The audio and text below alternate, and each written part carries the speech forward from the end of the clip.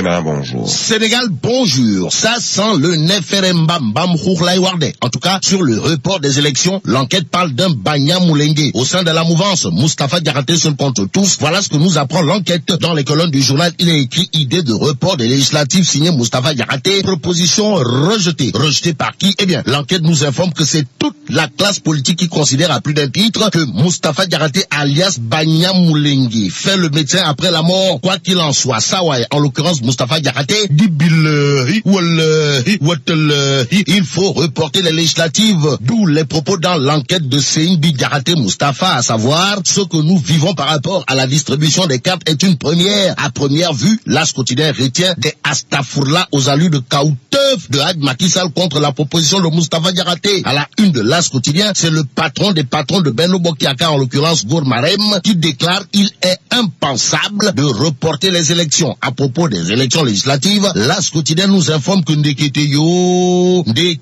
l'utilisation des anciennes cartes et des récépissés envisageables. Réaction de Ousmane Sonko, toujours dans l'As quotidien, le recours à des récépissés est une machine à fraude exponentielle. Ce qui paraît substantiel à retenir dans ce tohu-bohu aux allures de pêle-mêle musicale, d'après le Témoin quotidien, porte sur la controverse autour d'un report. Nous rapporter des propos de Moustapha Diakhaté, voilà ce que fait également le Témoin quotidien. Le journal en effet renseigne qu'après avoir préconisé un report des élections, Seyni Diakhaté Moustapha se fait recadrer par le Premier ministre qui soutient que les élections vont se tenir et par la force d'Olimbam à bonne date. En date de ce jour, le PDS dément formellement une éventuelle discussion sur un report des législatives. Législatives 2017 toujours, l'observateur L'Obs revient sur l'affaire des cartes détenues par deux jeunes. En tout cas, lumière sur un scandale à la Miroti. Voilà le titre qui barre la une de l'observateur L'Obs. Dans le journal, c'est l'accusé, un certain Sambaba, qui dit que oui, j'ai eu peur pour ma vie, oui, nous allons porter plainte contre Bamba Fall et Barthélémy Diaz, oui, Ngapating Ololi, à côté du Sabar Port de Sambaba, où l'un des jeunes retrouvés avec des cartes d'identité, Réumi Quotidien qui, au sujet des manquements et autres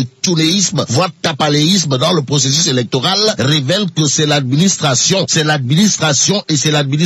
qui est accusée de complicité ou pas. Une chose est claire, d'après Fada Modou Diagne de Manko hier, seul Sénégal, dans Réumi Quotidien, il faut Raking Tak Taf Taf et Johnny diligenter la distribution des cartes, jouer la carte de l'information juste et vraie. C'est ce que fait Serigne Saliou Gueye, mon confrère du Témoin quotidien. Dans le journal, Serigne Saliou Gueye retient tout simplement ce qui est transparent, voire cousu de fil blanc, à savoir, le ministre de l'Intérieur affiche toute son incompétence, d'où l'intitulé dans l'As quotidien du commentaire de Mamadou Tiano Tala, alias Grand Tiers, à savoir, les nuances d'une campagne électorale. Par ailleurs, l'As quotidien nous livre qu'à Thiès, Boun Abdallah Dionne n'a pas manqué de déclarer la capitale du rail a enterré Ndjoublan pour donner force à Gore, vrai ou pas. Mais ce que retient le Témoin quotidien de Boun Abdallah Dionne à Thiès porte sur une déclaration, à savoir, nous voulons une majorité de vérité, non de combine de mafia et de roublardise. Aussi, Réumi Quotidien, toujours sur les législatives à Thiès, renseigne que celui qui est devenu une bête politique, c'est Mamadou Lamine Mahaha Sali. En tout cas, Massali Mamadou Lamine dit Mahaha Sali est atteint par le virus de VAD, d'après Réumi Quotidien. Le journal, au sujet des incidents de Grand Yoff, marqués par des attitudes de va-nu-pied et d'enfants d'écurie, renseigne que Cheikh Bakhoum de Benno Bokk Yakaar annonce une plainte cette semaine. Plainte contre qui? Eh bien, contre Taou Sénégal, indique le quotidien Réumi. Terminons avec l'observateur L'Obs qui parle de week-end macabre avec une campagne endeuillée. À Rufisque, un talibé meurt électrocuté lors du meeting de Benno. À Kaolack, le cortège du professeur Amsatou Sow Sidibé percute un camion et fait un mort. Et enfin, à Louga, le convoi des militants du PUR n'a pas évité le pire avant d'enregistrer un mort. Bon, mais là tu donnes